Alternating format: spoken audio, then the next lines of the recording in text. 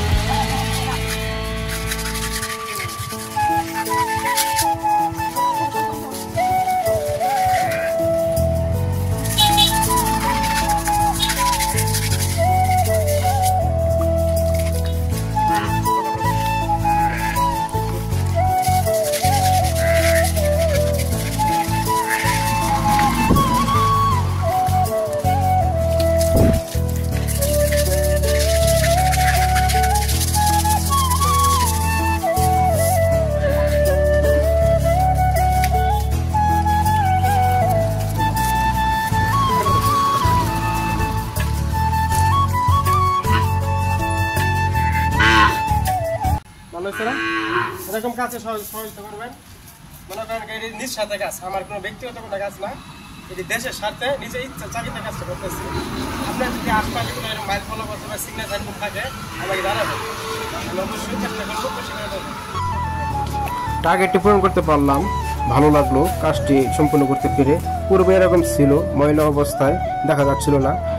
Mile ফলকটি পরিষ্কার করার পর নারিতাবাড়ি 5 kilo, rubber Dam 0 kilo, Nakla 16 kilo, Tarakanda 7 kilo সম্পূর্ণ ভালোভাবে দেখা যাচ্ছে। সকলে ভালো থাকবেন, শুভকামনা রইল।